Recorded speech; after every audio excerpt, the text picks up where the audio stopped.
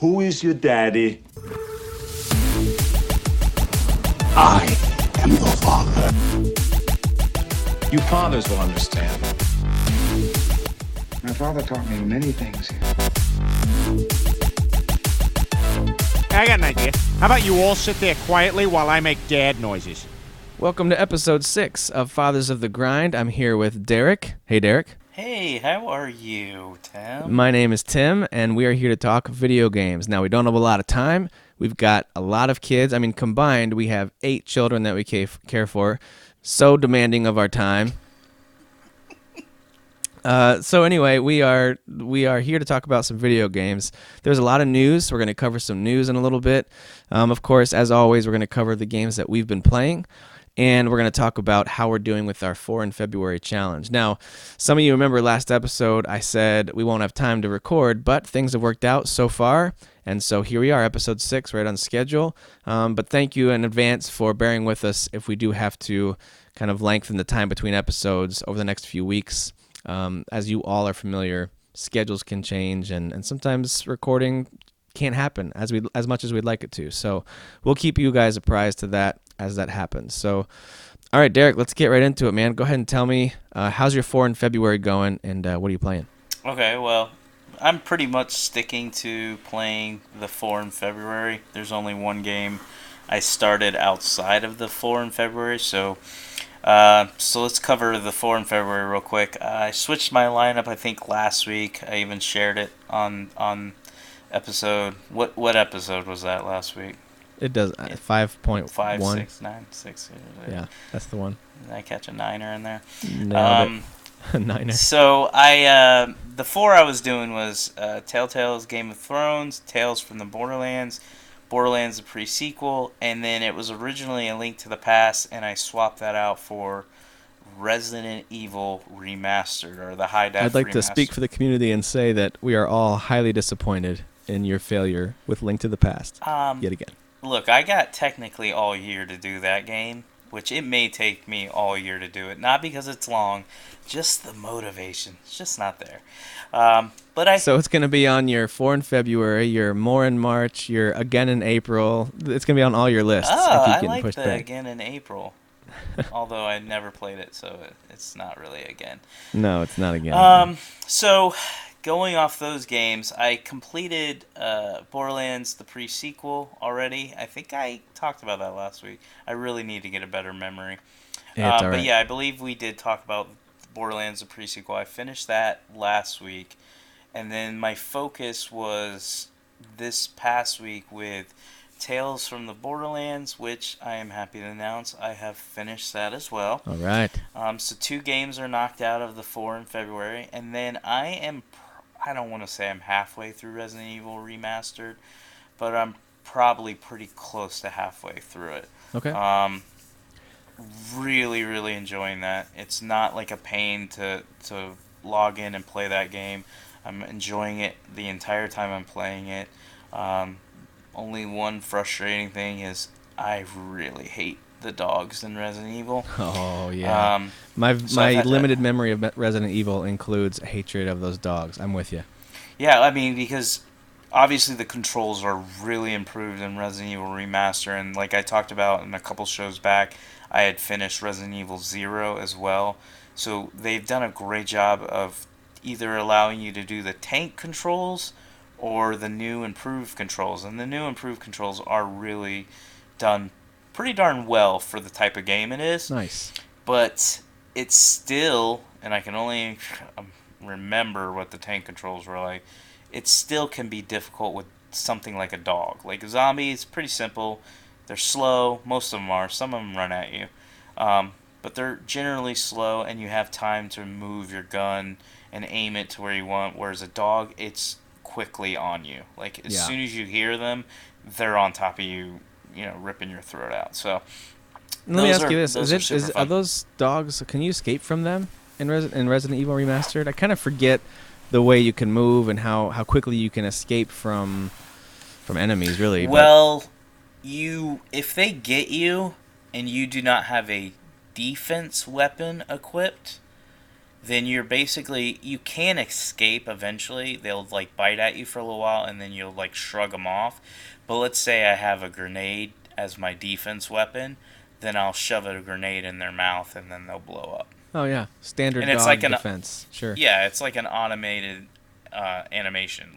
Like I had a grenade. I had like 3 of them, and I was walking through a heavy zombie-infested area. When I say heavy, probably like 3 or 4 in one little corridor. And I made a mistake. I was trying to dodge one of them, and I ran into it.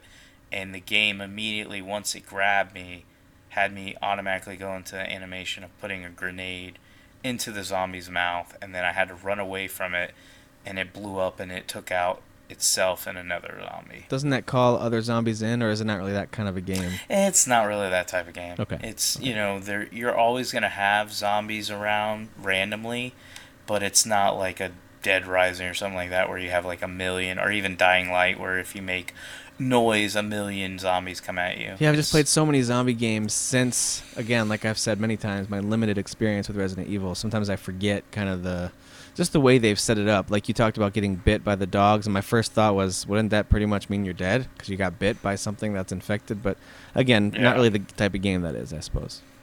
Yeah, and you obviously have herbs that heal you. Oh, so herbs, sure. Yeah. Yeah, you smoke a little weed. Get those herbs going. As soon as you get bit, smoke a joint, and you're all right. Got it. So yeah, I cannot highly recommend those 2 games any more than I am. I'm practically pleading with anybody who owns a PS4 and Xbox One or even PC to get the collection. If you've never played them, go into it with an open mind, understanding that they are older games and that they are considered classics. Right. But if you have played them, just enjoy. I know I had a great conversation with a couple of guys in our Platinum Achievements group. Frank, Clark, shout out to you, even though you'll never listen to the show. That he is a huge Resident Evil fan like me. So we were having a good conversation, reminiscent on Resident Evil's, not 0, but Resident Evil, and then we started talking heavily about Resident Evil 2 because they're actually doing I think it's a complete redo of the game. Like, I don't think it's just a remaster. I think they're going to redo a lot of the game. So, well, don't forget our friend Brian Pelfrey there too. I remember when I first mentioned, because I really thought I was going to start spending some time with some of these Resident Evil games, and it turns out I haven't taken time yet. Doesn't mean I won't, but those got put on the back burner. Yeah, speaking of slackers, but no big deal. And I know. So anyway, yeah, shout out to him too. I know he's a big fan of that series, and as far as I know, has played many, if not all, of those games too. So yeah, we definitely have some members of our community that are big Resident Evil fans. So yeah, and Kyle Neely was another person that was a huge fan of the Resident Evil games, and he's really excited about Resident Evil 2, and that will definitely be a game that I will buy as soon as it comes out, and I will play, especially with my experience with Resident Evil 0 and thus far with Resident Evil Remastered. Cool. So enough on my 4 in February. Those are the 4 that I've been focusing on, but there is one game that just released this past Tuesday. Again, we're recording on a Thursday night, that I purchased, and I haven't gotten to play a lot, but I got to put about an hour into it, and that's Firewatch. So considering it's a shorter game, you can beat it anywhere from 3 to 5, 6 hours, depending on how fast and if you're following a guide or if you're just playing it the first time fresh. I'm pretty far into it considering, how short it is. Short length. Right. But I'm not really that far into it because I got lost in the very, very freaking beginning of the game. But I so far really, really like this game. Looks cool, right? I mean, the visuals are great. It's a gorgeous game. Like, especially when they first put you in the forest or in the park, and you're just walking around through all the trees. It's just gorgeous. The voice acting is, I could say this might be the best voice acting I've ever heard. And there's a lot of talented voice actors out there, and I don't think I've ever heard these 2 people that I'm talking about right now. I don't think I have. I didn't recognize their voices either. I was going to say, I've never recognized their voices. Maybe that's why it's so fresh and so good. But so far, again, I'm not very far in. they're really good, and I'm really enjoying the dialogue. The gameplay, kind of, if you don't know what Firewatch is, it's basically a walking simulator. I don't think there's many puzzles or anything like that. It's more go here, talk to this person through a radio, and there's kind of like a mystery that you're trying to unravel. I haven't really gotten to that. I'm still in the intro part where I'm getting to know my boss and kind of just doing little errands for the park. But so far, so good. I would like to finish it, but my main goal is to knock out these 4 in February, so I've really been trying to stick with Resident Evil Remastered. But you might actually end up, assuming you're on pace right now, you could finish 5 in February, especially if one of them is Firewatch. It's a little shorter. Yeah, well, if people actually followed the rules and paid attention, Tim, new games don't count as 4 in February. Well, let's go ahead. That's a good transition into my 4 in February list. I went ahead and swapped out Hearts of Stone from The Witcher 3 to something I want to play kind of at a more leisurely pace, just because I love that game so much. So as I'm kind of rushing through these 4 games to finish them this month, I do want to complete the challenge.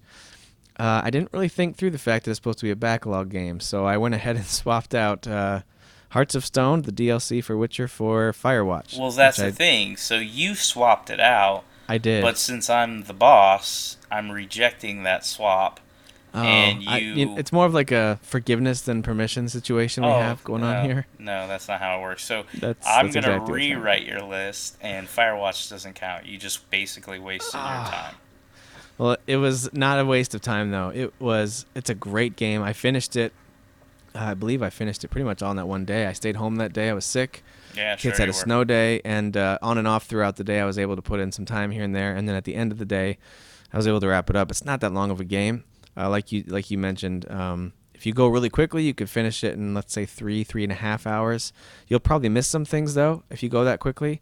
I think a full playthrough with really experiencing everything and investigating all the items and all the different things you can start conversations about. So as you look at items, you have the option to pick it up, you can look at it, and you can also radio in to, like you mentioned, your boss, the other character you're talking with, and you can radio in and talk to them about it. You can report it. So whether it's an empty beer can, or whether it's a book, or it's something that you found out in the wilderness, something that's in your tower, you can radio in and begin a chat about really any of those things. So I liked doing that because, like you said, the dialogue is so good and well acted and believable. I didn't for a minute think that that it was anything other than a well acted movie almost, with how good that. And I'm not trying to overemphasize it. The voice acting was that good, and the reason it stood out to me was based on our conversation last week about older games that don't really hold up in terms of things like voice acting. And I think Resident Evil, as much as you were praising them earlier, probably fall into that category of some cheesy voice acting.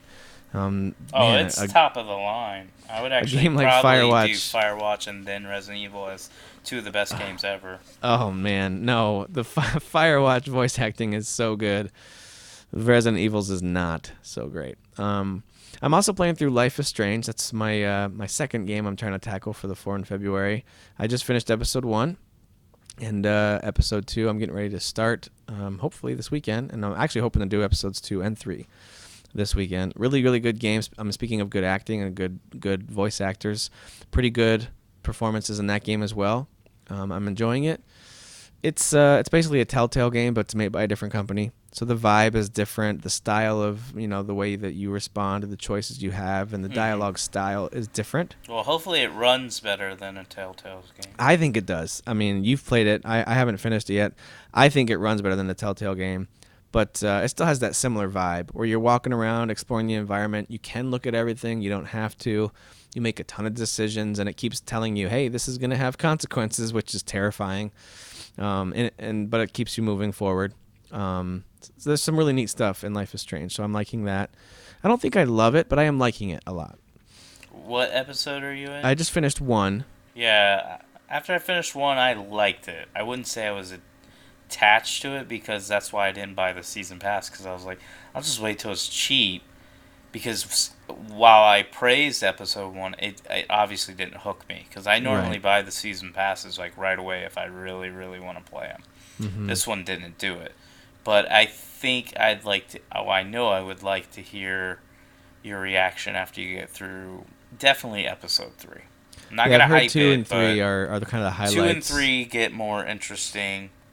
4 does a good job of kind of getting you set up for 5, and then 5 was kind of okay for me. Yeah, that's kind of the overall feeling that I've gotten from listening to others talk about it too. So that's pretty consistent. So looking forward to that. That is my third game in the 4 in February. I should have mentioned the first one I finished was Ori and the Blind Forest, and then Firewatch. I'm counting it. I don't care what you say. No, you're not. And then Life is Strange. I'm in progress right now. And my last one, which I'm hoping to wrap up Life is Strange over the next, let's say, week and a half. And then that'll give me a solid 2 weeks to close out the month to finish out with Rise of the Tomb Raider. And that's one of those games that I really just want to play that and only that, other than Rocket League, of course. So yeah, no, I don't even talk about Rocket League anymore, but of course that's definitely a game. I play it every day. It's ongoing. And we'll talk about it a little bit later here with some gaming news. The other game I've been playing on and off, especially if the TV's occupied, is I've been jumping back in a little bit to Fire Emblem Awakening. Nice. The 3DS game, and for a few reasons. Number one, I just realized that I can't remember if I actually beat that game. I'm pretty sure I did, but I've got 80 hours in it. I have this unstoppable army that I've put together, and I know I spent a ton of time power leveling everybody, and earning that special move with all the dark flyers to get that extra set of moves if you defeat an enemy, and it's just really, really fun. And so I jumped back into that, and if I did beat it, then I don't have any kind of save that indicates that. So I was like, man, I better actually complete this story. I was going to say, you must be really into the story if you have no clue if you beat it. Well, I remember what's happening, which is funny enough. Like, I jumped back in, I was like, oh, here's the next story mission. Oh, this is, I'm 99% sure the final story mission, so I think I must have already beaten it, but it must not have an incredible ending because I don't remember it. I do remember some really key moments and early in the story, and then right in the middle when some big stuff happens in that game. Really, really cool. But the ending itself, if I saw it, it's funny that I can't even remember if I saw it or not. It must not have stuck with me. And that's funny because any of the other Fire Emblem games, I don't remember their endings either, but I could point out specific story moments, throughout those games, whether it's at the start or in the middle. There were some big moments. I can't remember the ending, so there you go. I know I didn't finish it, but I probably put in about 40 hours. Yeah, I looked at my hour count, and it's up to 80 on that That's game. why, even though I'm really, really excited, and I know I said this in the podcast, I'm really excited for the new one. I know I'm not going to beat it. Not 2 full games and then DLC. I'm just more getting it all because I just want to support the franchise. And then hopefully I'll play. Hopefully I'll play a good amount, but I don't expect I'll beat. Yeah. So I'm going to beat it just so I can be sure and, just for my peace of mind, so I can sleep at night, without laying there staring into the darkness wondering, did I actually beat this game that's one of my favorites? I'm pretty sure that I did, and that's really weird. Most games I can remember definitively if I did or not, but when I fired this one back up just to do some random battles and kind of get a feel for Fire Emblem again, I was like, I'm not sure if I actually beat this. So we'll see. I'll finish that up. It's fun, though. I mean, now I'm really excited after firing up Awakening. Now I'm looking forward to what they do with Fates. Yeah, I probably should just, go back to it just to kind of get a feel again. Yeah, Fates is coming. It is coming. Because it has been a while since I played it. So we've covered a whole bunch of different types of games. I mean, and that's one thing that's really neat about our conversations is we go from a Telltale style game to a walking simulator game to a survival horror with Resident Evil, and then something like Ori and the Blind Forest, a challenging, fast-paced platformer, and then, of course, getting into something like Rise of the Tomb Raider, this big action-adventure game, and Borderlands, first-person kind of RPG shooting game. So one thing I wanted to ask you about, and this is our main topic for the show, we're going to jump into this right away instead of getting into news. Tell me about your favorite, here's 2 things. Your favorite gaming genre, if you had to pick one, maybe you could pick 2, I suppose. And then also I want to talk about our least favorites, and I guess the best way to define least favorite would be, what's the genre of games that you just struggled to get into personally? Like, even if there's games that look cool and you think, I should like this, but I just can't get into this genre for whatever reason. So I'll let you think about that for a minute. Okay. Think about your favorites, and I'll share my favorites first. So when I think of gaming genres, the types of games that undoubtedly they hook me, they interest me. I'm excited about them when they're announced. Is going to be that action adventure RPG combo. Everything from Rise of the Tomb Raider, which doesn't really have as much in the RPG realm, I suppose, but of course The Witcher. I would say Assassin's Creed. Some of those games can fall into that category. That type of game really truly is my favorite. Those are the ones that I'll lean towards the most. And what about you? What would you call your favorite gaming genre? Okay, well, that's really tough. I can give you two that I would say favorite. Yeah, 'cause even I if really they're can't totally pick one. separate. That's fine. I would say action adventure / third person shooters, cover based. So you Okay, yeah, that's should that's immediately specific. think about Uncharted or Rise of the Tomb Raider, stuff like that. Okay. So I really enjoy those. That's why I'm really excited about Quantum Break. That is Or maybe another. maybe Winback from the N64. Remember that game? Yeah, no, I have no idea what you're talking about. Someone out there listening knows about Winback. Tim, nobody knows what the hell you're talking about. It was a good one. All right, continue. And if somebody does, they can call me out and say they know about that game. The other would be Western RPGs. I really enjoy games like Dragon Age, Mass Effect, basically BioWare. But I do prefer Western RPGs over JRPGs, although I do enjoy JRPGs as well. Okay. Yeah, I kind of knew the BioWare type answer. I didn't know the cover-based shooter one. That's kind of cool. So you really did like the Uncharted games, right? All three of them? Yeah, I would say they were my... I'm trying to think before I speak. I want to say Uncharted's my favorite Sony exclusive. Besides Twisted Metal, if you want to go nostalgic. I gotcha. But I would say current, yes, Uncharted.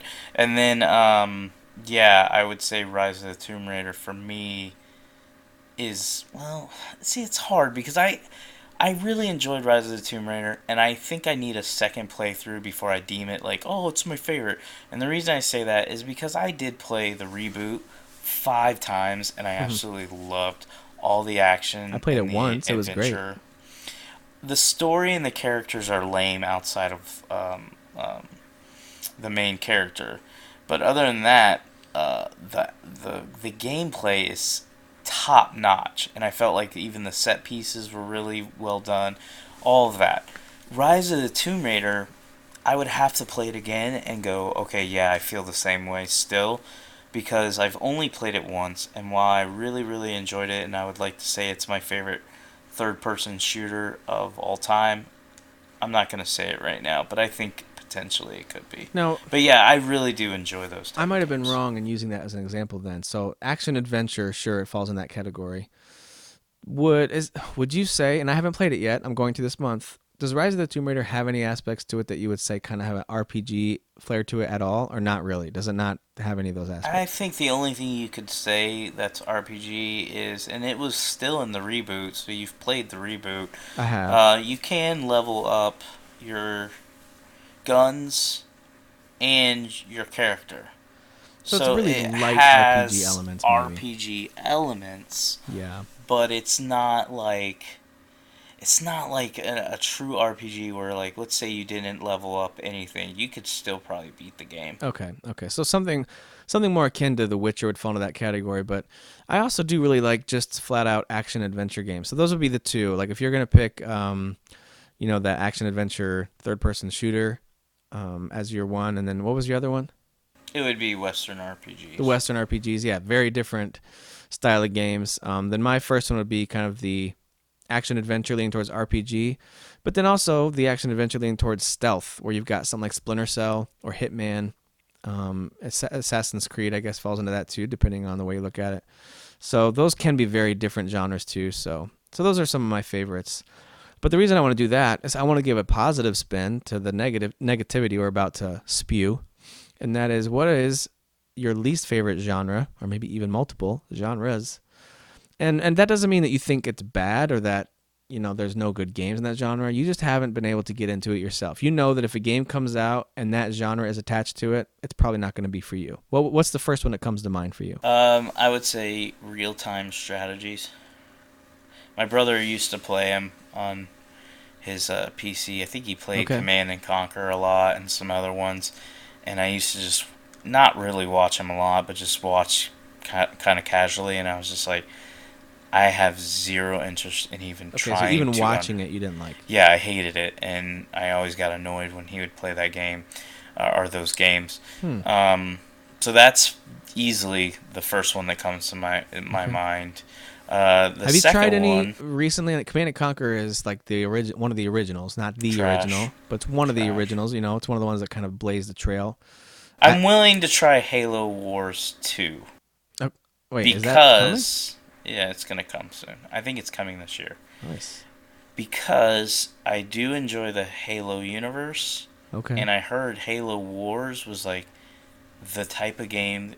I remember, I believe it was from Ryan McCaffrey, who I don't always agree with, but he was talking about Halo From Wars. IGN. Yes, from IGN. Podcast Unlocked was saying that he's not. I don't think he likes real-time strategies. Of course, he's a Halo fanboy, so he's obviously going to give Halo Wars a shot, and he did. And he said Halo Wars is like the game that you play if you've never liked real-time strategies, because it make it real simplistic and easy to get into them. Well, there you go. So I will give Halo Wars 2 a shot. Okay. I don't know if it'll be a day one purchase or if it'll be something I just do down the line. But I'll definitely... I never bought Halo Wars. Okay. But I think I'll give Halo Wars 2 a shot. But the second one that comes to my mind is... I don't like puzzle games. I do like to solve stuff. Okay. Like, it's funny, like, I always... Since we started this podcast, I think the last few weeks I've complained about games that make me think or stop the flow of a game because they want to do some stupid puzzle. But I've really gotten into Resident Evil 0 and Resident Evil Remastered, which the entire game is just one big puzzle. Yeah, it's just set in like a horror survival setting, but really there's lots of puzzle solving in there. Exactly. It's a lot of like puzzle solving, or here, let me put you in this mansion and only one door's unlocked. Figure out how to unlock the rest. But I mean, is that kind of nostalgia for you though? Because you played those games ages ago and liked them. Is that why you're still okay with them now? Even though they're puzzles? I think it's because their puzzles aren't... I haven't hit one that's real difficult. Okay, so it's not so much the puzzles themselves so much as when they're challenging to the point of frustrating. Yeah, when I say puzzle game, even though I was bringing up Resident Evil, I'm thinking about like a game like even Portal. I beat the first Portal. It was the worst night of my life. And the reason why I beat it is because I didn't... Of course, I'm talking about games now. Over dramatic. Yeah, a little over dramatic. But, you know, But, okay. I loved played Portal 1. It's great. Yeah, I played Portal 1 and I beat it. I think it took me one night to do it. Yeah, it's pretty short. I'm not... Well, I was exaggerating, but I'm really not. It was probably the worst night of my life. Wow. I did it because my friend, a really good friend, was like, you gotta play this game. It's so well done. It's hilarious. Mm-hmm. And at this time, I was a little bit... I was a big-time gamer. Like, I own hundreds of 360 games and stuff like that. But I wasn't, like, as knowledgeable as I would say I am now. Like, I didn't pay attention to genres. And I wasn't like, oh, I don't like puzzle games. I was like, oh, this is a good game, therefore I buy. I'm with you. I was the same way. Yep. Yeah, so he told me it was a good game, so I bought it. So I started playing it, and I'm like, okay, you know, the first few puzzles or whatever, they're pretty simplistic. And, you know, the game's real good at kind of getting you hooked because not only are the puzzles pretty simple in the beginning, but they're funny. The game's funny.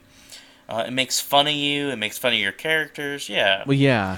Gladys, or GLaDOS, however you say her name, she's one of the coolest, funniest characters. She's so funny. So I really liked Portal, but it also is extremely frustrating game. In fact, I believe at the very end, I tried so hard to beat it without cheating because that was what my friend kept saying. He's like, don't cheat. But I think I cheated on one or two of the puzzles because I was like, I can't even say it because we try to keep the show clean, but F this game. You know, I was so you mean angry basically, by cheating, you mean that you looked it up? Looked up the answer I had online? to look up. Okay. I'm just going by memory. I'm pretty sure I had to look up like the last few puzzles because I was completely confused and I was just running in circles and it was like 3 or 4 in the morning and I knew I was at the end. I wanted to beat it. So yeah, extremely long story that should have been short. I'm not big into puzzle games. There's certain ones I would give a shot. Like, I have no problem giving The Witness a shot. I won't pay $40 for it. I understand it's getting praised.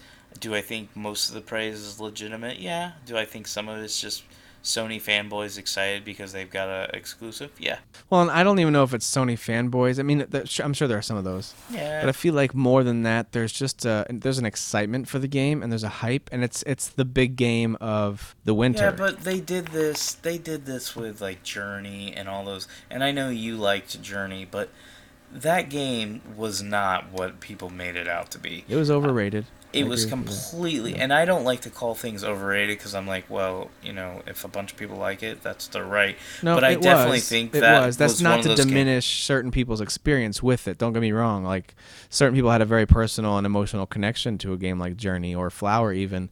I just feel like they're overrated in general. They are not overall best games of all the amazing games that are being created each year.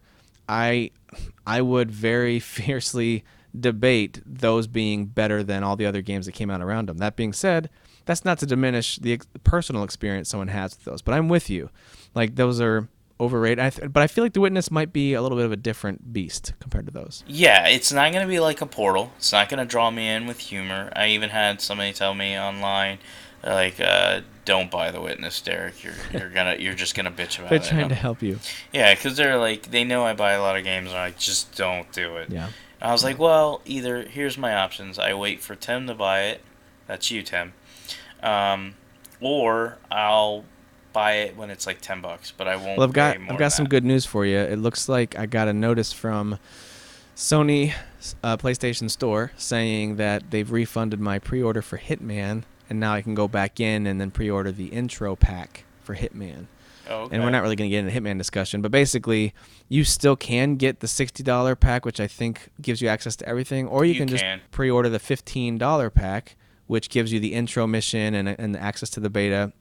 And if you like that, then you can add on. There's apparently going to be a very easy one-click buy the rest of the content option. I thought the $15 Kaz Harai said that was just to buy like the loading screen. Oh, that's all I wanted, man. That's it.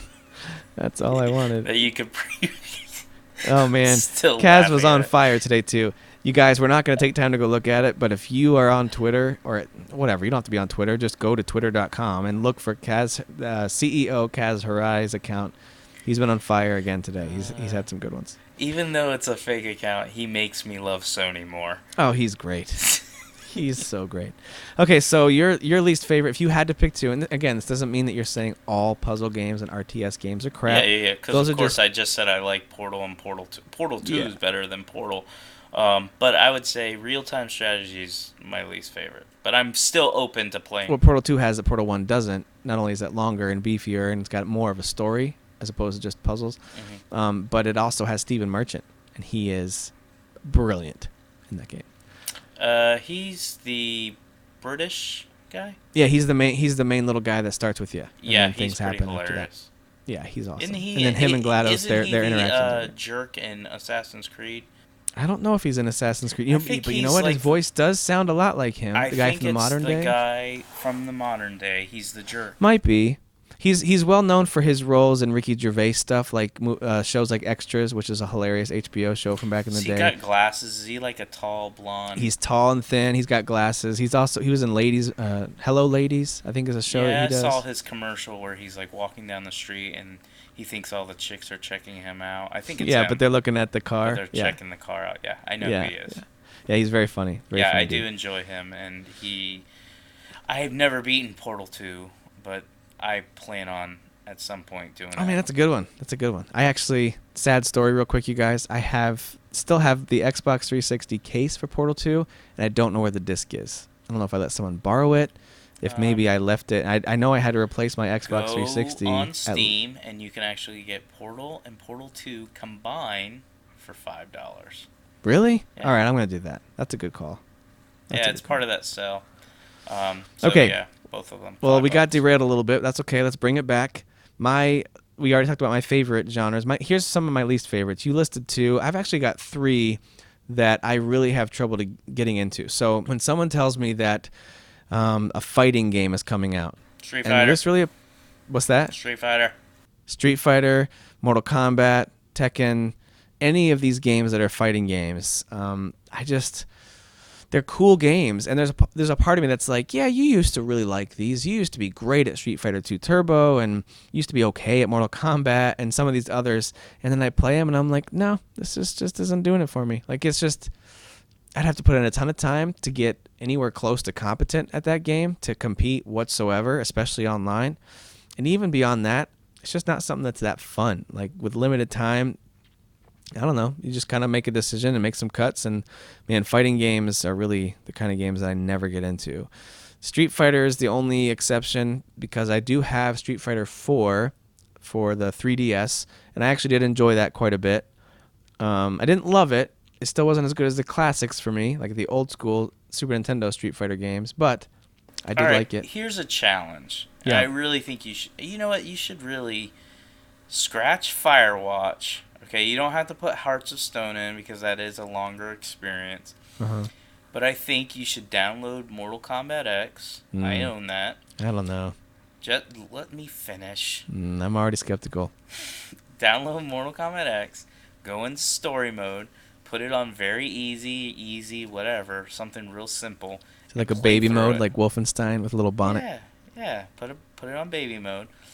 Go through it and then tell me if you enjoyed not only the fighting but the story, the characters, and all that. And I'd like a review. And since I'm your boss, I expect that review done by February 20th, 2016. February 20th. That's 9 days. Yeah, get to work. Oh, man. That's not happening. No, I really think you should do it. You just said you're not big into fighting games. Give this one a shot. It's got a story. We all know Tim likes cutscenes. If you don't know, Tim likes any game that has a cutscene. So it can be the shittiest game in the world. That's If it's not got accurate. a cutscene, he's gonna That is not accurate. That he's is gonna not praise accurate. it. Like, reviewers will be like, "This game is complete crap. It's a 3 out of 10." Tim plays it. Oh, it's got a cutscene. 9 out of 10. It's completely broken. You actually can't even move, but those cutscenes, am I right? Phenomenal. No, gosh. No, I don't love every game with cutscenes, but I do. It is a pet peeve of mine. Pet peeve time, you guys. Getting to know us a little bit closer. I hate it when especially I'm playing online multiplayer, whether it's MMO or Destiny or when I played Star Wars, The Old Republic, when I am told I have to skip the cutscenes because whether someone else has seen it before or they just don't care. Yeah. I don't know. That just bugs me, man. I'm like, I want to at least one time experience what the game creator put together for me, even if it's bad, if it's cheesy, if it's not important. I don't care. And that's why I ended up not doing a ton of co-op stuff, but whatever. Cutscenes. All right.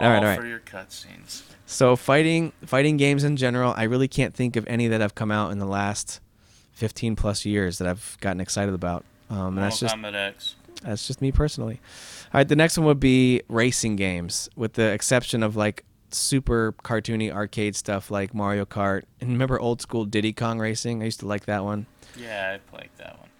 But yeah, I can't really think of a whole lot of racing games that I've really gotten into. So Forza Horizon 2. Forza Horizon 2 is a lot of fun. That's the first one since, like, I don't know, maybe Cruis'n USA. Did you ever play Burnout? Oh, you know what? Burnout's a good example of one that I thought was cool. I only played it with some friends in their dorm room. They had it, and so I remember playing it a couple times. But watching someone else play it was fun, and playing it just to crash a few times, total blast. Yeah, you know what? And I think they're planning on bringing this back. And actually, I think we talked about it a few weeks ago on our show. How Criterion, the guys who created, I believe it's Criterion, who created Burnout. Yeah. Burnout 3 is considered the best Burnout game by a lot of people. I personally like Burnout Paradise. But the reason why, and I do have very fond memories of Burnout 3, is because there is a mode that is called the Crash mode, which is all it is basically a crashing puzzle game. I feel like that's what I played. That sounds familiar. Yeah, that's probably the one you played, because it was a really popular mode, and basically you would start your car, maybe in the middle of a highway, and then you'd have to drive and accelerate, and then you would have to figure out a way to get the most points by causing carnage. And it wasn't easy. Like, some of them were pretty easy in the beginning to get, like, gold and stuff, but as you kept going from board to board, or, setup to setup, it got really difficult. That's kind of cool. That's cool. So that is one of them. That was the criteria, is making that new game that's a golf game, but they even said it's not really a golf game. Well, it's actually former Criterion devs that now have their own studio. Yeah, they've created their own studio, and so it's not actually Criterion because EA owns them. Right. But basically, they're creating a Burnout style, like Crash Mode style game, but with a golf game. So it's still going to be like a puzzle on how to destroy the most things that you can destroy. Let me say this. Let me explain a little bit why these two would be the top of my list on genres that I can't get into, because you're listing some good reminders of, I have enjoyed at times fighting games in the past. Not many of them, but a few. And I do feel like there's potential to enjoy one in the future. Same thing with racing. Like, I have enjoyed some in the past. And as I've experienced with Forza Horizon 2, reminding me that, hey, some of these are really fun. Like, they're really pretty games. The cars can look amazing. The feeling of upgrading to a new one is great. So I can kind of recall that feeling of enjoying them. But here's the thing. There's no game in the last 15, 20 years, maybe even, for either of these genres that when it was announced and released, I was excited about and wanted to go buy. These are games that at most I would head on down to Blockbuster or Hollywood Video or whatever, and rent. And then, as the years went on, maybe GameFly, I'd put it in my queue because I was curious about it, and, maybe fun with friends. They were never on my list of games to buy. And so that's probably why I think of them as genres that I can't really get into. I just don't get that excited about them. But as I've learned, and as you have reminded me just now, there are times that I've played those games, even if they weren't games I targeted as must-buys, that I've still had a lot of fun. So let me give you one. Let me give you one more. Maybe it's just you're just a terrible person. Must be that. Yeah, it's a logical conclusion. All right, here's my third one. Those two are pretty broad. Fighting and racing, those are huge gaming genres, and I may have alienated some people who love those genres. Hopefully, I hate you right now. Hopefully, the way that we've talked about it, it doesn't make you feel like I hate all those games. It's just genres that I struggle to get into personally. Here's the third one that again, it's hit or miss. There's been a few that I've liked, but not many, and that is survival horror games, or really most horror games in general. Now, there have been some great ones that I've enjoyed. Like, I remember watching a friend and helping from the sideline, navigator style, get through some of the old Silent Hill games. Mm-hmm. That being said, I don't remember having a ton of fun so much as, like, it was something that we did together to hang out, and he was really into it. It wasn't really my thing. I never really wanted to play those games. There's a few that I've played that I loved. One of them was Eternal Darkness for the GameCube. Yeah. That was a very cool game. I don't know how it holds up now. I imagine it doesn't look all that great anymore. No. But Eternal Darkness, when I played it, was amazing. It was terrifying. It was creepy, but it was really cool. There's been a few others, like the old Silent Hills, like I mentioned. Resident Evil 4, I really liked that a lot. Mm-hmm. But a lot of the other ones, and I guess this is what it comes down to for me, I just get to the point where I'm like, this is just gross for the sake of being gross. Some weird monster that's mouth turns upside down and backwards, and a little girl crawls up onto the ceiling and looks at me with hair, falling down her face and makes some creepy noise. And none of that really interests me in movies either. I'll watch them, like I've seen everything from The Ring to whatever else, all the popular horror movies, but they're not really my favorite genre of movie to go to either, to spend time watching. I'll watch them, like I watched Paranormal Activity out of curiosity. I watched Blair Witch Project back in the day out of curiosity. So they don't necessarily scare me and make me uncomfortable. They're just not really something that I enjoy watching that much. And those games, same way. I don't really necessarily enjoy most survival horror games. And even some of the newer ones, like the more indie darling ones, like Don't Starve. Mm-hmm. I started that game, and I think of that as kind of like a cartoony survival horror. It's just much different. And same thing, like, yeah, it's okay, Yeah. Just doesn't really do it for me, though. So those are the genres that would jump out at me as ones that I don't love, although there are examples, as there are with fighting and racing, that have surprised me. So I enjoy survival horror, but I can't play them a lot of times. why is that? I get scared. I can't watch. They're creepy, man. I can't watch movies. Like I just can't handle them. Have you seen Paranormal Activity? Have you seen that movie? No. That was that first one. I'm talking about the first one. I didn't know what I was getting into. I had not read anything about it other than people are saying it's the scariest movie in years. And that one really, and I watched it all alone, like middle of the night. No one else was awake. I think we had just had our second. And so it was late at night. Everyone was asleep.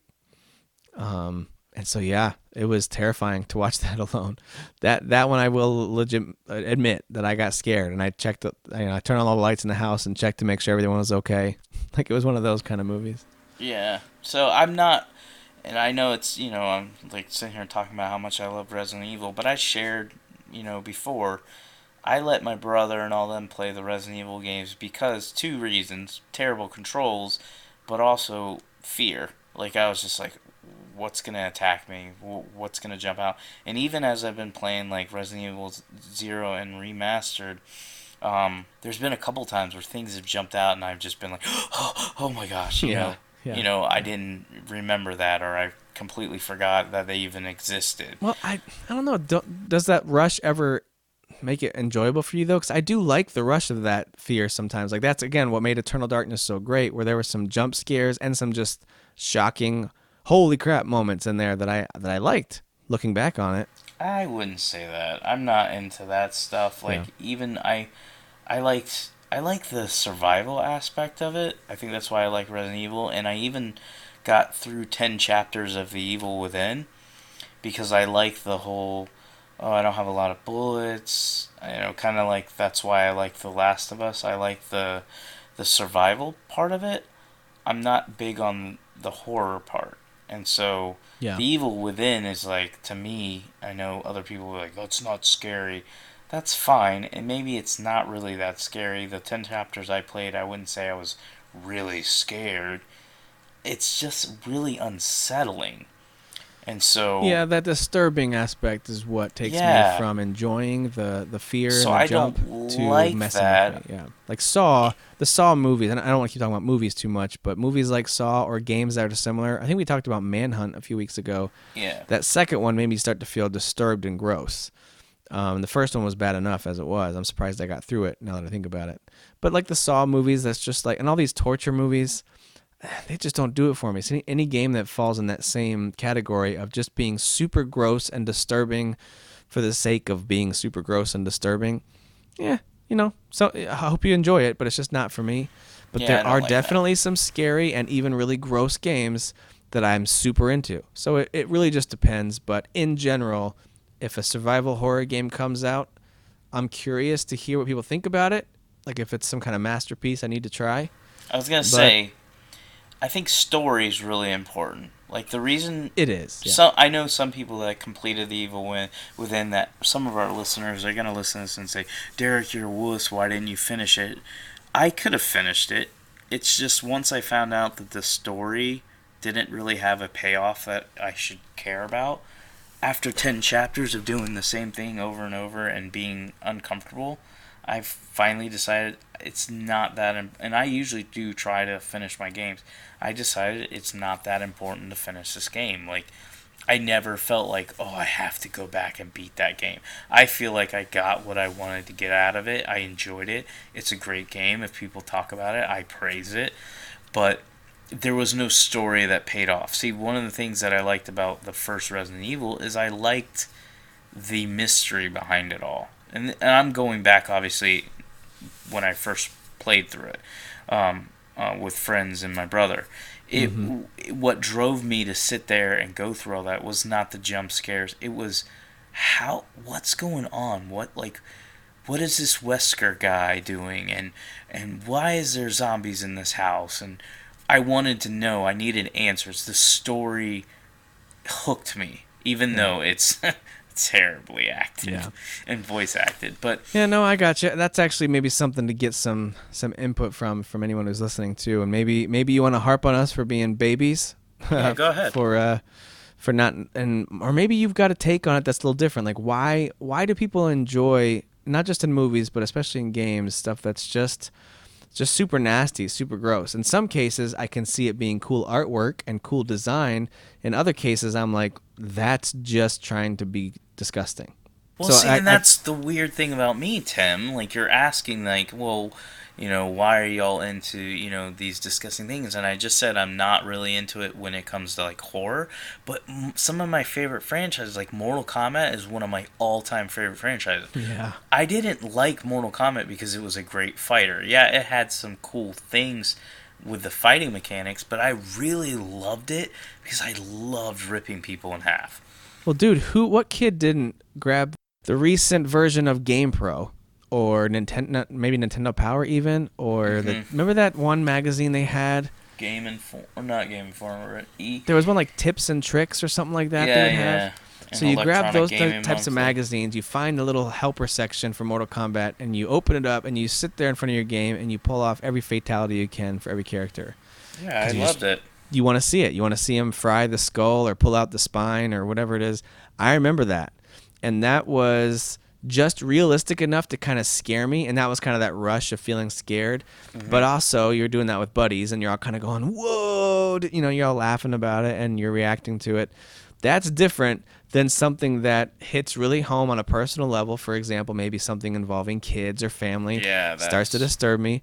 Or if it's just simply like, again, that torture porn thing, like maybe it comes down to whether it's a character or maybe even the game developer almost seems to enjoy the suffering being caused, and that comes across one way or another, whether I'm misinterpreting it or not. Gross. That's when I start to get turned off by it. That's probably what turned me off to Manhunt 2, was it almost seemed like whoever made this game, either they themselves or maybe the characters they created in this game, there was so much enjoyment of the violence and suffering and just absolute disgusting stuff that was happening that I just couldn't take it anymore. Yeah. I can take it up to a certain point, but after a while I'm like, it just felt pure evil. I had to get away from it. So anyway. No, I understand. It makes sense. But like I said, with the Mortal Kombat and even like Doom, the new Doom trailer that we talked about last week, and you're like, it's ultra violent, I'm not going to be able to really play it, it's not really like a selling point for you. That was a selling point for me, watching you like slice and dice things. Again, it's not set in, to me, like a horror like scenarios, but it's just this like fantasy world of killing demons, and I loved it. Yeah, that's kind of game that floats in the maybe I'll play it category. That's not one that I would say because of that aspect I won't. It's just more of, I'm not excited about it, but maybe I'll play it. So, all right. Good to know that you hate awesome games like Portal. Yeah. And I hate all racing, fighting, and horror games. That's pretty much what we just said, right? I think that's what people are going to hear. I think all right, cool. The reality is I just hate The Witness and I hate Sony fanboys. I think that's all I said. But we love Kaz. I love Kaz. All right, so let's talk about some gaming news. There's a whole bunch of things that happened this week. Again, I mean, it's been a very busy year already with announcements, with whether it's game announcements, with rumors, or even with companies making changes. There's all sorts of things that have happened. So what I want to do is, and I liked the way we did this last time, so I want to do it again, where I'll name either a couple of games for game announcements. That'll be our first section, and then you'll pick one.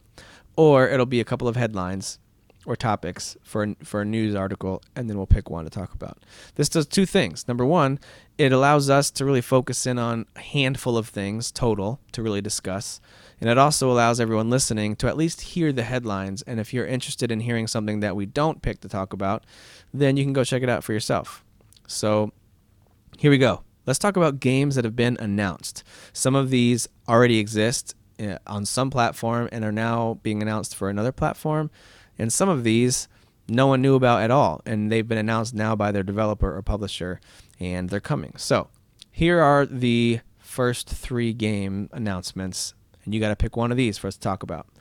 The first one is Knights and Bikes. It's coming to the PS4 and PC. Mm-hmm. It's a co-op action-adventure game.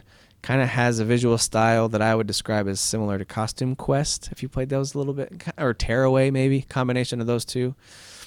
So that's the first one, Knights and Bikes. The second one is called Dungeons 2. It's a game that's already available on the PC, and it's coming to PS4. And it's an RTS that's been compared to Overlord, if you ever played Overlord. Excited about that. I know you love RTS games.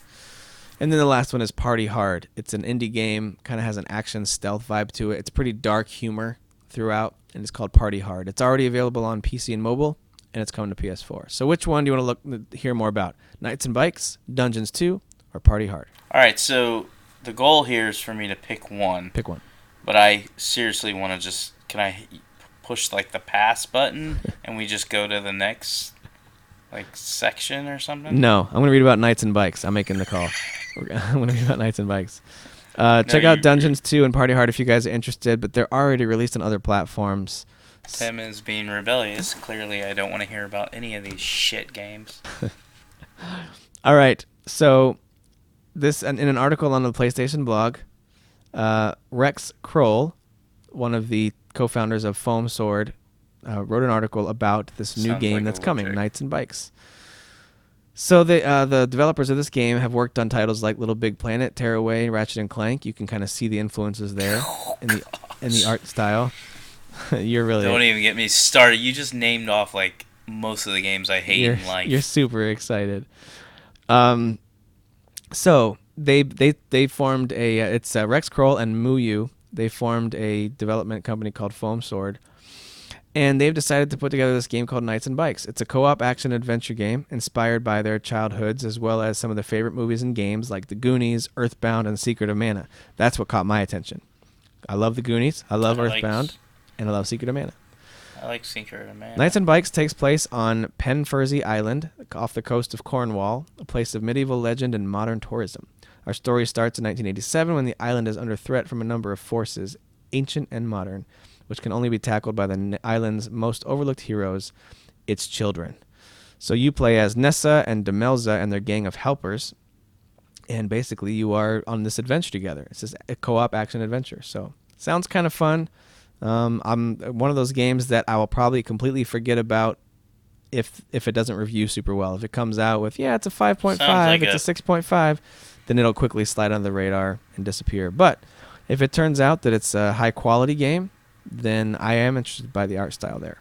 So Knights and Bikes. And when are these releasing? I don't think Knights and Bikes has a release date yet. Yeah, that sounds like a PS Plus game, like on launch. It definitely could be. I'm glancing down through the article here. I don't see... It just says it's coming to the PS4 as well as PC. So it doesn't tell me when it's coming out. So, but when I do find out that release date, Derek, I will tell you when to make sure you don't look for it. Oh, could you please just like tag me and everything? Because I really want to know. But Derek, this game's out. Make sure you don't buy it.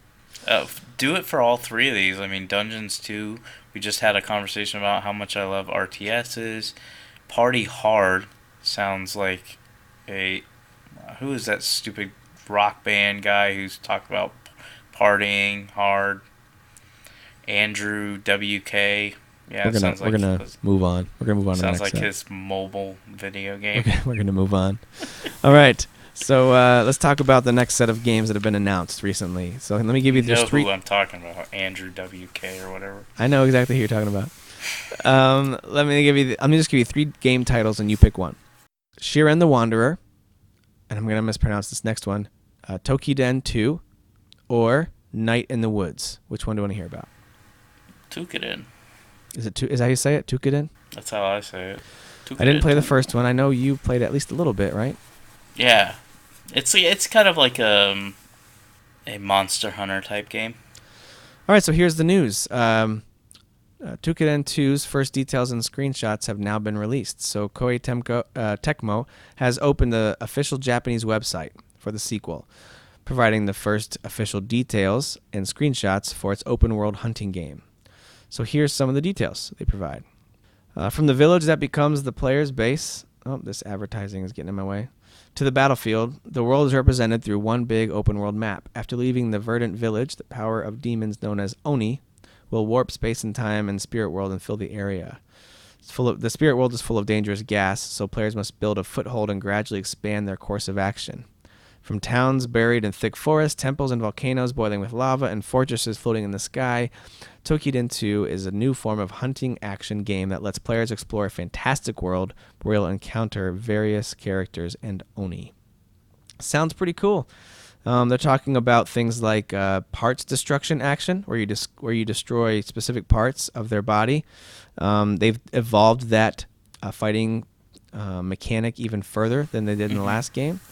They're going to have what they call complete parts destruction, where you destroy the Oni's life force part by part, is also possible. So there's just some interesting things they're adding in there, or maybe expanding on the existing game. It's going to be a brand new story, of course. It should be. It's a full sequel. And there's going to be new co-op play. As a hunting action game, the familiar online multiplayer element will also be intact. So a new type of co-op play is planned, although they don't specify that.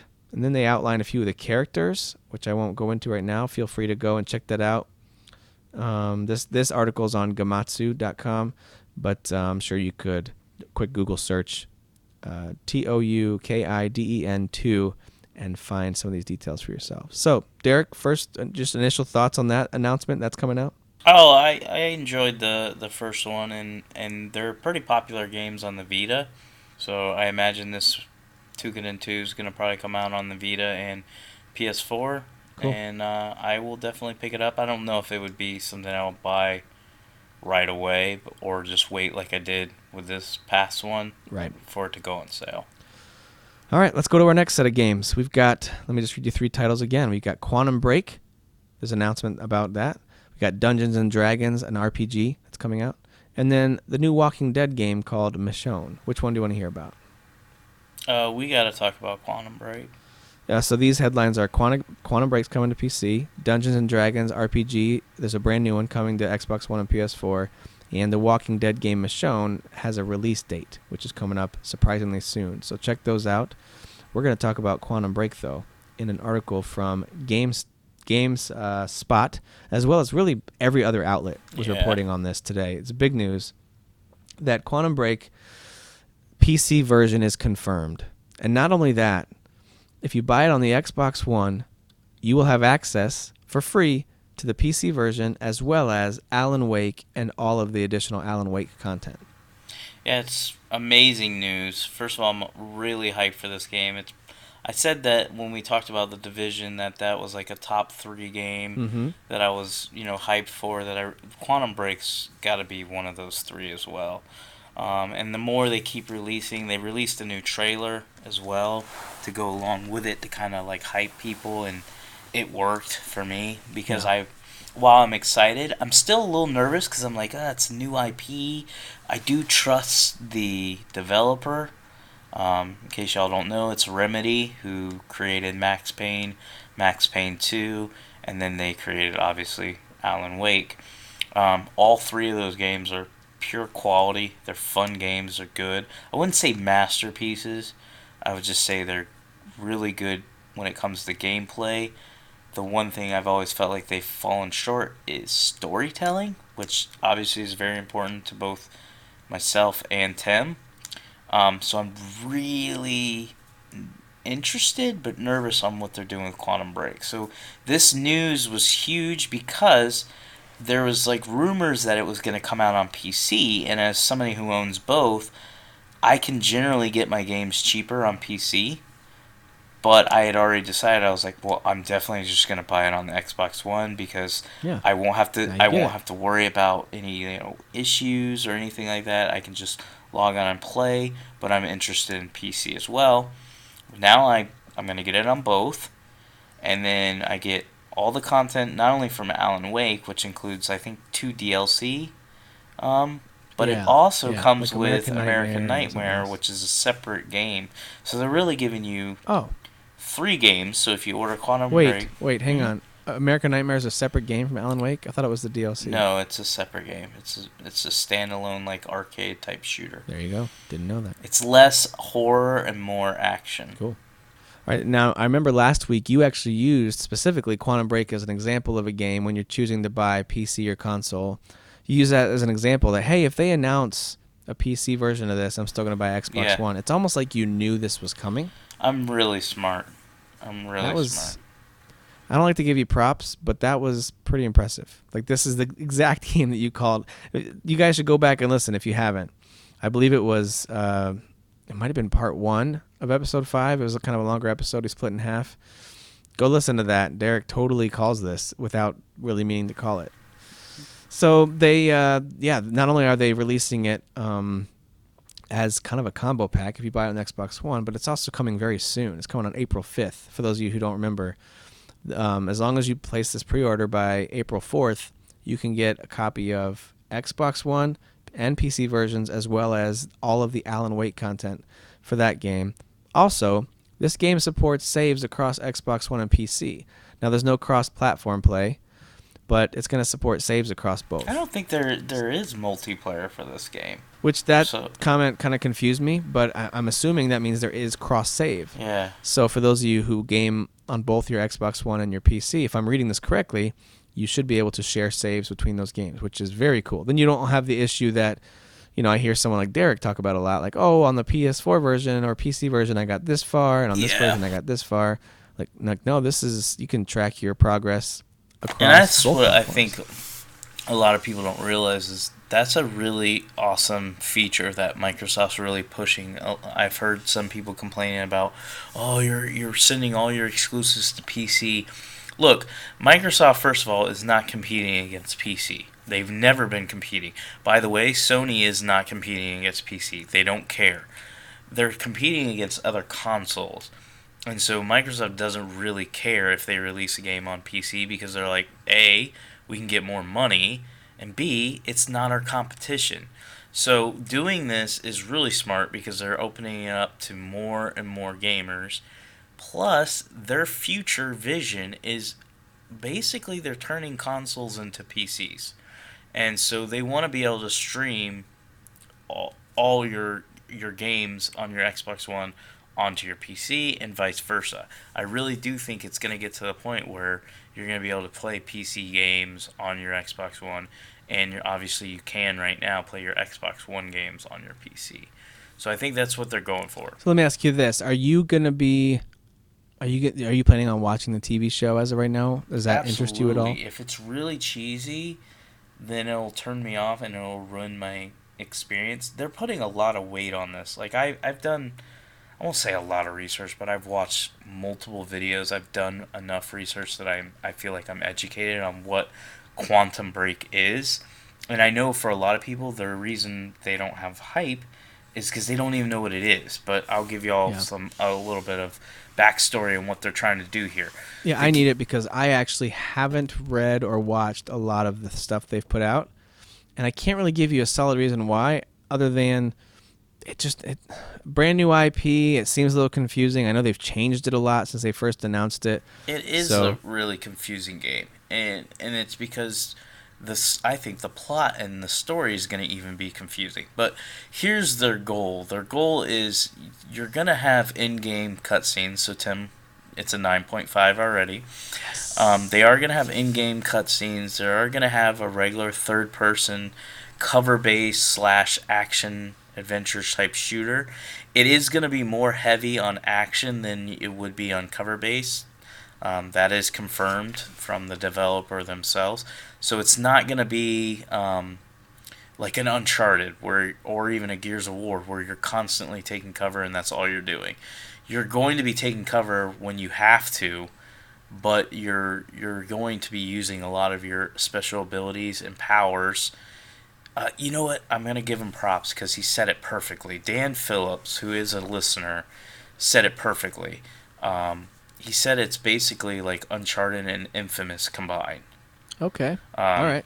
And I completely agreed when he said that, based off what I've said or heard and what I've read. Well done, Dan. I like that. Yes, good job. You're going to have gunplay. You're going to have cover base. But you have the ability to bend time, and you have superpowers. So you're going to have that Infamous type aspect where you are like a superhero. Okay. So that's the gameplay side. Now, for the narrative side, It's going to have the in-game cutscenes. It's going to have great voice acting by top-of-the-line Hollywood actors. I shouldn't say top-of-the-line. We're not talking about, you're not getting Leonardo DiCaprio. But you're getting some well-known actors and actresses that have been in shows and movies that you're going to immediately... You got the guy from X-Men. You got the kid from Lord of the Rings. Exactly. You're going to immediately recognize these people. Yeah. There's at least 4 actors. As soon as I saw them, I was like, I know who they are and I know what they're from. You have the Littlefinger from Game of Thrones. Okay. He's the villain, I believe. Yeah. It might be a little bit more gray than that, but he also has superpowers. I think he has the ability to bend time as well. But anyways, so you have that. While you're playing through the game, each section or chapter that you complete, you then go into a show. And then it's all the actors that are doing all the voice acting work for the game are now actually live acting in a complete show. Now, the show is impacted based off your gameplay decisions. And one of the things they explain, this is again straight from the developer, it's not me screwing it all up or just making stuff up. There's a specific story that Remedy wants to tell. So none of the decisions that you make in the game are going to change the ending. So that's the very first thing that you need to understand. I think that's it's good, not, by the way. It's not open-ended. It is a specific narrative that they're trying to tell. Cool. So think of it like a Telltale Games. You're making a lot of decisions in a Telltale Games. Things are going to be impacted. For instance, people could die. People could start hating you that maybe in your gameplay they like you, whereas they hate me. Or you have, I'm just making up a name, Roderick survives, whereas I kill him. So there's decisions and things Roderick. like that will, yeah, Roderick. We all want to kill Roderick. That can happen, but the end of the game, the end result is all going to be the same. Okay. And that's what's going to happen with a show. Let's say somebody dies in my gameplay that had the opportunity to survive. He will not be in my show anymore. So they've obviously filmed multiple scenes to impact your decisions and choices that you make. Right. So this is all very, very, at least for me personally, extremely intriguing, because the way I look at it is you're taking Uncharted, which is one of my favorite franchises, Infamous, which I'm a huge fan of.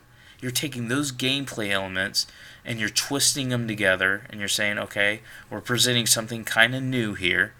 And you gotta obviously give Max Payne some props as well. They created Max Payne. It's very similar to Max Payne as well when it comes to like slow down and bullet time type action. So you're taking that and then you're combining it with this really deep literally time twisting story.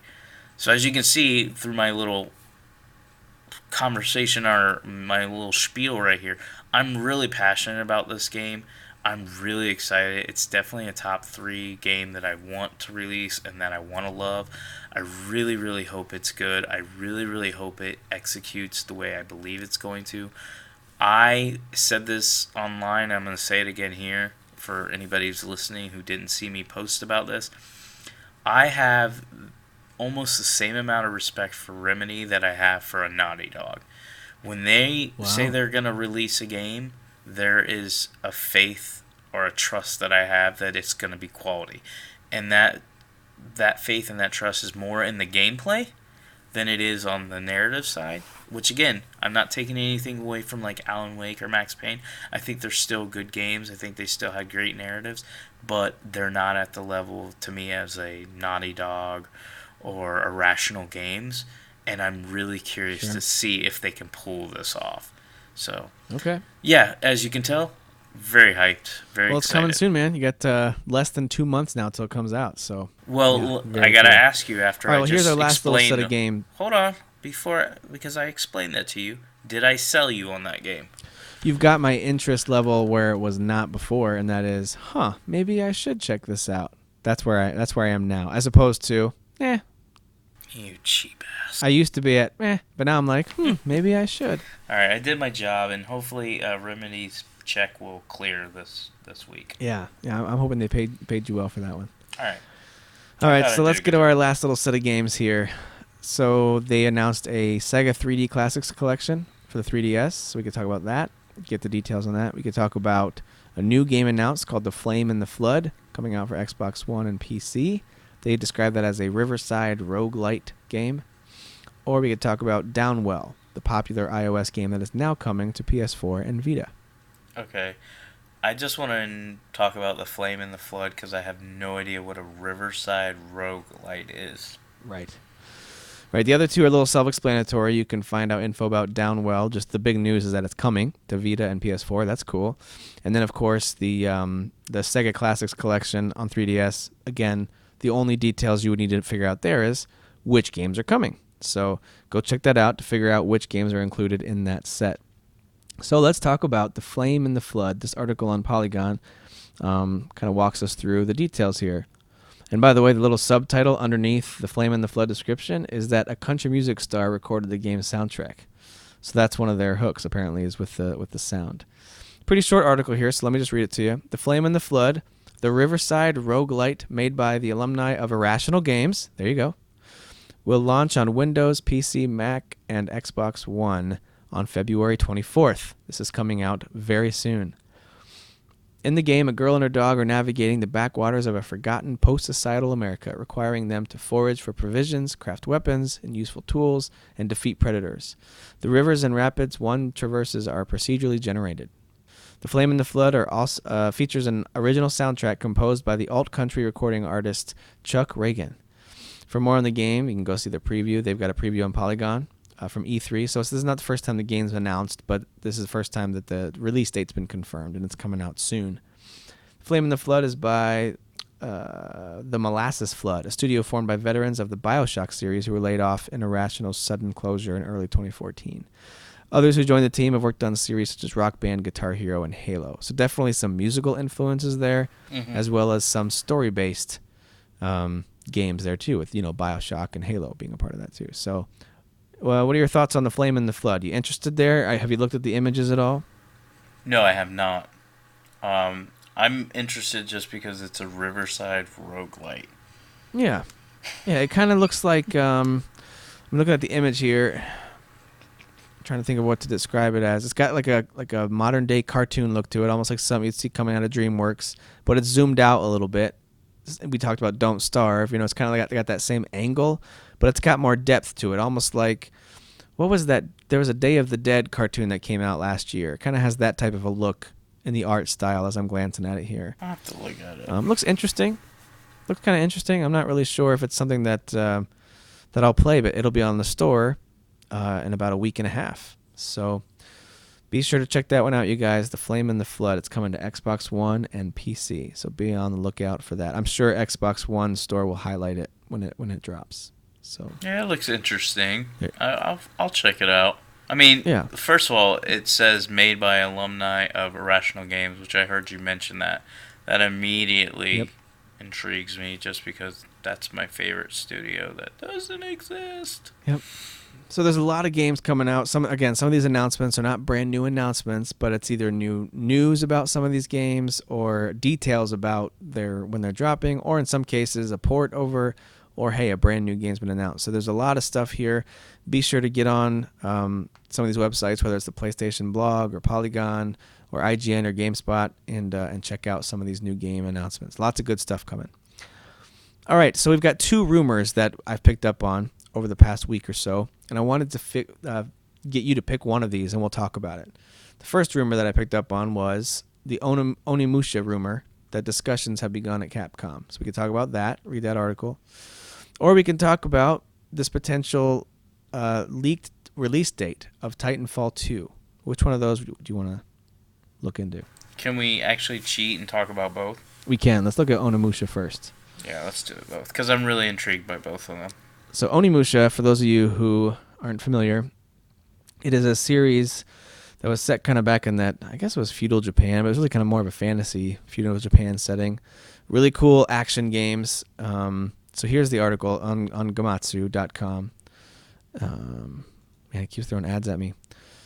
All right, so discussions to revive the Onimusha series are happening at high levels at Capcom, company executive producer Yoshinori Ono told the Daily Star. I've spoken internally with people who made Onimusha with me originally and talked about maybe how interesting it would be to revisit that series, Ono said. But fans should know that we're not further down the road than discussion phase. Right now, I'm so focused on Street Fighter V, I'm not really in a position to start the same level of battle I had in getting Street Fighter IV made. If any of you remember, it took a little while for them to get from Street Fighter III, which was not necessarily the biggest hit, and then to get Street Fighter IV made, which kind of revitalized that franchise. Mm-hmm. But he does go on to reassure fans, all I can do now is reassure fans that conversations are happening at high levels. We realize the need for different series to maybe come back into the forefront. Although there's nothing really to talk about right now, I'm sure in the future there will be news on a variety of series that will keep the fans happy. Fan favorites are going to come back. So is he talking about releasing a new Onimusha game? That they're just talking about that at a high level? Or a remaster? The reason why I would think it's either a reboot or a continuation is because he talks about reviving the Onimusha series. And that's what I was thinking is, if they're talking about it at a high level, obviously they're going to look at old numbers and stuff like that, but it couldn't have sold real well towards the end. Like, I think Onimusha 4 was the last one. Or it might have been like a side game as well. The last one I played was 3. Yeah. With, when they went to Paris. Yeah, but I think there was Onimusha 4. Or maybe it was a different, like, Onimusha with a different name, but it wasn't actually called 4. But anyways, the point I'm trying to make is they may not revive the game until they release, like, a remaster just to see how interested people are. Now, granted, this isn't like a PS3 game. Yeah, I think we wouldn't be surprised at all to see, like, a HD collection of some kind. See, that's what I think they're going to do. I think they're going to test the waters by releasing at least the first one HD. But again, this isn't like bringing The Last of Us from PS3 to PS4. This is a PS2 game coming to a PS4. So maybe they won't even do a remaster. Maybe they'll just do what like some of the PS2 games are doing now, and that's just up-resing them to 1080. Giving you some trophies and seeing how well they sell. Drop. Yeah, see how well they sell for $15. Mm-hmm. And if we buy them up, then go, okay, this series is still alive. Yeah, think about what era they come from. That's the PS2 era. That's not as simple as the PS3 era where you can, quickly up-res. They're already in HD. Now you can just kind of fine-tune and improve, like things like The Last of Us or God of War 3. Mm-hmm. Now you'd have to essentially revamp the whole game. Which costs a lot of money. That would be crazy. Takes a lot more time, and I think the smart thing to do would be to do what I just said, and that's up-res at least the first one, put it out there as a tester, and say, all right, it's 1080p, it's got full trophy support. Are you going to support it? And if not, sorry. Yeah, so that'll be interesting to see what they do there. I do get the feeling, though, that it's more of a, this is like a really, really, really early tease of what might be to come in 2017, 2018. Even in terms of any kind of reboot, remaster, PS2 release, I think we won't hear much from Onimusha other than perhaps, like you just said, downloadable PS2 games, possibly on the PSN store. Other than that, I can't imagine them doing anything with Onimusha. You know what? I would love if they did that. They don't really have to. I know there's some big Onimusha fans, and I owned all the games. I played them.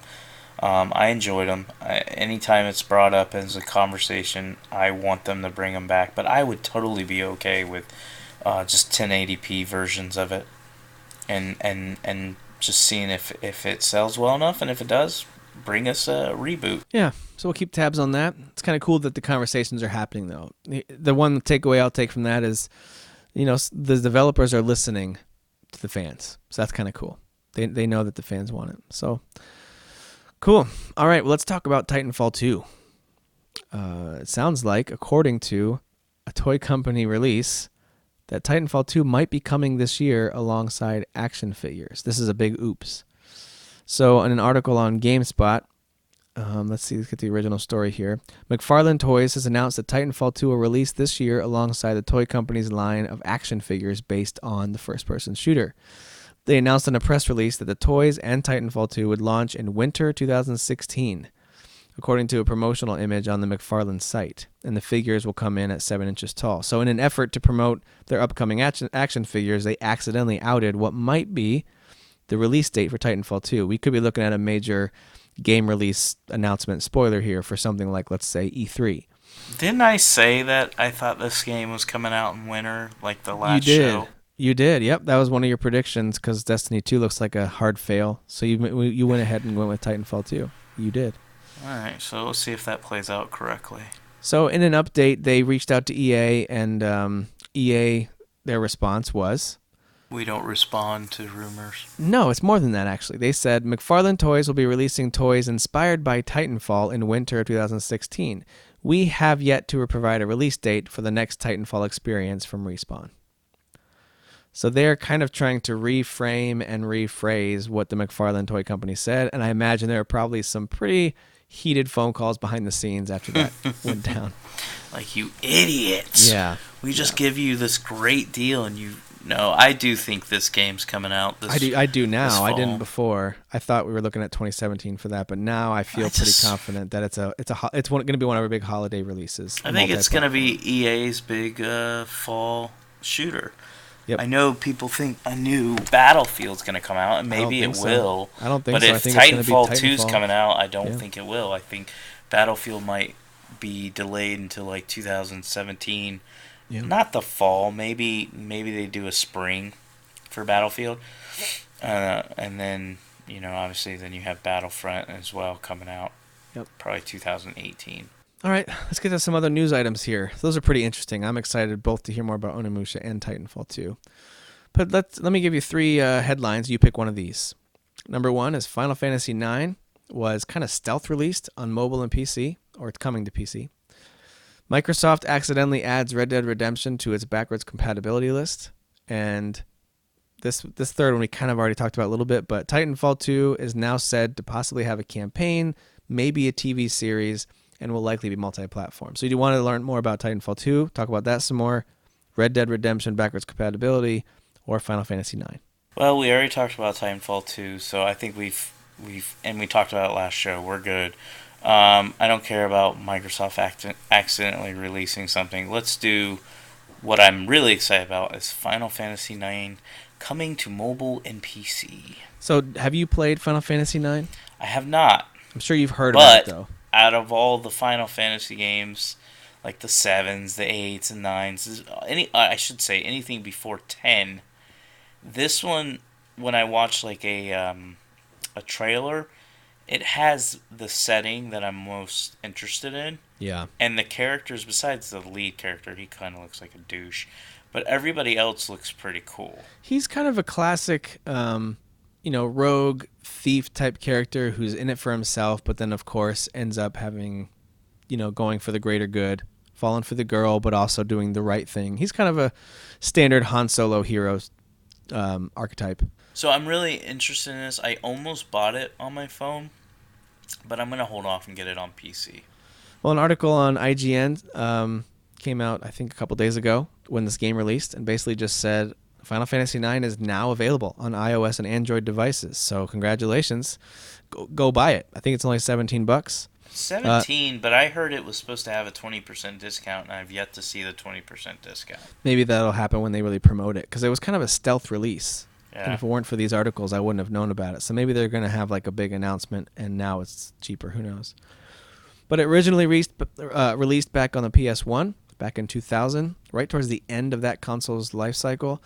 And I, for one, was thrilled with that game. I got it shortly after it released. I absolutely loved it. It's one of my favorite Final Fantasies for me personally, and I know it's a very personal list. I mean, we could spend an entire series of episodes if we had the right people. I know you're not as big of a Final Fantasy geek as I am. Series of episodes talking about which ones are best and why. But for me personally, Final Fantasy IX is easily in the top 3 of all of their Final Fantasy games. I love it. The characters are great. The story is interesting. There's really nothing about it. Everything from the fighting system to even the little side card game they have you do, all of that is so fun. The world they create, it's beautiful. I think the graphics still hold up well, considering it's a PS1 game. I mean, sure, it's got some pixelation there, but It's much better looking than 7, and I think it's even better looking than 8. So I think it combines the best of those two worlds, where 8 was visually impressive, 7 had, characters and a story that I cared more about. I think 9 combines the best of those two things and makes for an even better game than 7 and 8. It's really, really great. I can't recommend it enough. It's going to be, it looks like it says on February 10th to 21st, it's going to be 20% off. But you're saying you're not seeing that discount? I didn't see it. I think today I even checked again. I have the Final Fantasy portal downloaded. Be sure to check it out. It looks like for Android, you're going to need to make sure you have 8 gigabytes of free space required to download, although it only takes up 4 gigs of memory. You need to have 8 gigs free to download. I'm not sure why that is. Yeah, it's still $17. It's listed on the Google Play Store, and this is what they describe. Final Fantasy IX for mobile brings achievements, 7 game boosters, like high speed and no encounter modes, autosave, and high definition movies and character models. Speaking of cutscenes, there are some very cool and very epic moments in this game. It's even right out the bat at the beginning. It also has one of the most endearing and adorable characters in Final Fantasy that's not a Moogle, and it is little Vivi. He's the little black wizard that you have right out of the gate, right at the beginning. It's kind of his story, at least to start, before you start connecting with the other characters. So really, really cool way they tell the story, especially at the beginning. It's a great opening to the game.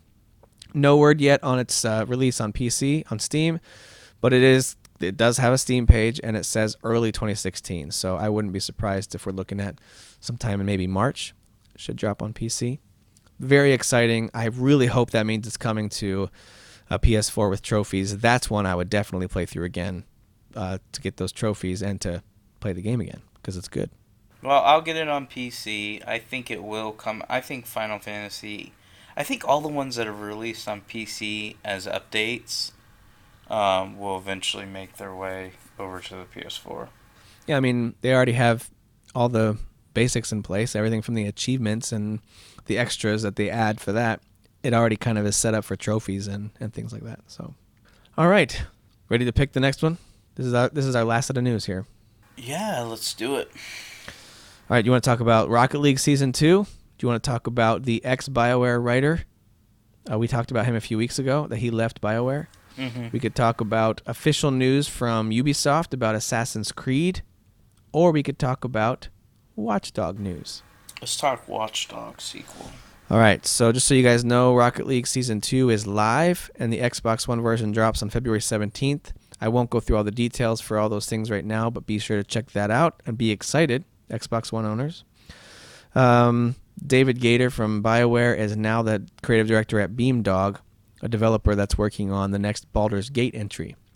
So feel free to go read about that some more if you want to learn about what he's doing there. And Ubisoft has confirmed officially on their blog that there will be no brand new Assassin's Creed game in 2016. They're focusing on the next one in 2017. So those are kind of just the short versions of those longer stories. Again, be sure to check those out when you have time. Let's talk about Watch Dogs, though. First of all, let me just, for full disclosure, I have not played Watch Dogs, the first one yet. It's just kind of sitting there on my shelf, looking at me, waiting, wondering if I'm going to play it. So far, I've said no. So I've got Watch Dogs, haven't played it. I know you have, and if I remember correctly, you liked it, didn't love it. Is that an accurate statement? No, I loved it. Oh, you did love it? Yeah. Okay. I'm looking forward to the sequel. Well, an article by Seth Macy from IGN says Ubisoft has confirmed the follow-up to Watch Dogs will be releasing before the end of its 2017 fiscal year. The company reports its annual results in April, so the sequel will be coming out sometime before that. So basically between now, or sometime in the next 14 months. I think it's going to come out this fall. I think it's going to be announced at E3, and they're going to launch it this fall. Very possible. It's going to replace Assassin's Creed. Well, one of the interesting things here as I'm reading the story is the statement from Ubisoft says this, and it's official release. Ubisoft will launch a very high-quality lineup, the next installment of Watch Dogs, along with a new high-potential AAA brand with strong digital live services. So either Watch Dogs will be their, winter, early spring release, which a lot more and more game companies are leaning towards, a big release, whether it's, Uncharted or Far Cry. Dying Light last year. More and more companies are not afraid of branching out from that holiday season, as we've seen. So maybe Watch Dogs 2 will land there, and the new IP will land in the fall, or it might go the direction that you're saying, and Watch Dogs 2 will be their tentpole release in the fall for the holiday season, and their new IP will drop early 2017. But either way, we are looking at two major releases from Ubisoft that are not Far Cry or Assassin's Creed sometime in the next 12 to 14 months. Yeah, I think it's coming this winter. And then I think Assassin's Creed will release next fall/winter, and they're just going to keep doing it back and forth. And you know, it's possible that Assassin's Creed could surprise us and come out earlier in the year as they're trying to mix things up. I think a big reason, and part of the blog post I think even kind of hints at this, a big reason they are taking a step back to what they call evaluate the franchise has to do with the poor sales numbers and poor amount of attention that Syndicate got. And you know, how bad did it sell? Do we have numbers? I don't have the numbers. I wish I did. I thought it hit the top 10 in sales for the month that it released, or either the following month or the month that it released, because I think it released in late October, so it probably hit. It may have, but I mean, you were looking at a blockbuster success in Assassin's Creed 4 Black Flag, and a fairly monumental disappointment for many outlets and a lot of people with Unity. Although I don't agree that I don't think it's a bad game from what I've played, and I played a good amount of it, and you liked it. Yeah. I do know that in general it is viewed as a negative mark on their track record for many, many reasons. And so that led to the very next installment of Syndicate looking kind of like Unity, but now it's set in London instead of Paris. And it just, the timing, the setting, all of those things played against it, I think. Yeah, I think you bring up a good point. I would love to see, and I would encourage Assassin's Creed to come out early, because it's a series and a franchise that we're so used to seeing every year, and it releases every year in the same month. It's now getting crowded by a bunch of new IPs or just bigger franchises. I think releasing it like how they released the first Watch Dogs in, I believe, May, maybe releasing a new Assassin's Creed in 2017 in May would be a nice little change, because it would be not only in a month it's not used to, but predominantly May is not a overcrowded time period. Right. Or so I think doing something like that would be a smart business decision, but what do I know? I'm an idiot. Well, I wouldn't say that. I appreciate that. No what problem. Would you say? It's getting late. I'm feeling nice. All right. Let's close out our show here with a couple of recent game reviews. Let's talk about some of the big games. We just passed one of the bigger release days of 2016 so far on February 9th. And this month has already seen some rather large titles come out. So I'm going to have you guess what you think their average Metacritic rating is, unless you've already opened them and looked. No, I haven't. So let's have fun with it. All right, so let's go through these one at a time. Let's start with Firewatch. You played a little bit of it. I've played it and beat it. I really like that game. You so far seem to be enjoying that game. You've read a whole bunch about it. You've seen the reactions. What do you think the average Metacritic rating is for Firewatch, let's say, on the PS4? I know it got some really high reviews, and then it got some, 6s and 7s. So I'm going to go with 8.8. So on the Metacritic rating, that would be an 88. Mm-hmm. It is actually a 76 on the PS4 version of Firewatch. Really? Right. So some new reviews came in that did not like it. That's based on 32 critics, and everything from 100 from websites like The Gaming Age, all the way down to some that are ridiculously low, like they're giving a site called Quarter to 3 credibility, and it's got a 40 rating out of 100. So yeah, they're kind of all over the place. The PC version averages a little bit higher. That's coming in at an 81. Okay. And then I don't know if that's to do with some of the frame rate issues. I did run into a few stutters here and there, especially when auto-saving. So like you would climb up a certain rock face and kind of trigger the next little event where you would get back on the radio and talk. The next thing was going to happen. And I did on the PS4 experience a few stuttery moments. Not enough to kill the game. I'm sure that's on the PC though too. I don't know if it is or not. It probably runs the same way. I don't know if it is or not, but I do know the PC one is averaging 81, and they have a few more scores that have come in. So they are average 37 critic scores have come in for that one. So not bad. Not PC bad. Master Race, they understand what a good game is. I guess so. All right, let's take a guess at. We'll start with the PS4 version of Unravel. 8.1. Whoa, that's really close. It came in at a 80, so 8.0 basically, based on your 10-point scale. So yeah, people like this game quite a bit. And again, it's got as high as 100 from some outlets, all the way down to somewhere in the 6-7 range is where some of the mediocre ones are. But there are a lot of very positive reactions to this game. Yeah, this is another one that I got to play a little bit, and I haven't gotten to play as much as I'd like. But after I get through this stressful February, maybe I'll get to it. Man, it looks amazing. And I know some of our friends that are in the community there, guys like Jesse White and a few others, have posted some pictures of that game, and it just looks so good. Yeah, it's a gorgeous game. It looks really good. All right, so here's the major PC release that came out. Of course, PC is also getting games like Firewatch and Unravel. But the major PC exclusive platform release was XCOM 2. Came out on February 5th. What do you think the Metascore is for that game? 91. Wow. Are you clicking on these? No, I'm not. All right, it was a 90. It's Okay. getting a 90 right now. I just need to then say 80 and 90. And that is from 61 review scores they're considering. It's averaging a 90 out of 100. That is a fantastic score. I mean, that already puts it in contention for one of the best PC games of the year.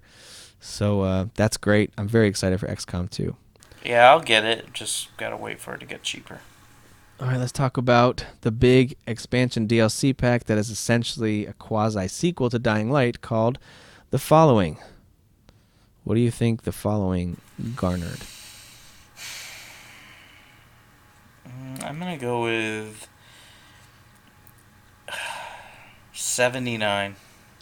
Close. The only platform that has enough critic scores to give it a Metacritic average is the PC, and they have a 77 average Metacritic score. Not bad at all. Not bad at all. Although the user score, surprisingly, is actually higher than that. It is at 8.3. It is I'll tell you what, Dying Light is a loved and beloved game. I mean, It's loved and beloved. Yeah. I don't even know if that makes sense, but it's it both does, of those. though, somehow. Yeah. So it is. It's just, you might hear somebody say, I couldn't get into it, but you never hear somebody or see somebody say, Dying Light is trash, it's a piece of nothing. It's a adored game. Many, many, many people enjoy it. Cool. All right, lastly is a game that I know not many people care about, but I do like it, and that is Assassin's Creed Chronicles. I like that series. And then their third and final entry to this trilogy, Russia, came out. What do you think that average ended up being? Well, just so you know, I did not click on any of these, but I track reviews. So, like, I didn't check them today, but, like, I've been checking. That's kind of why I wanted you to guess. I figured you'd be pretty close on some of these. Russia is probably like a 54.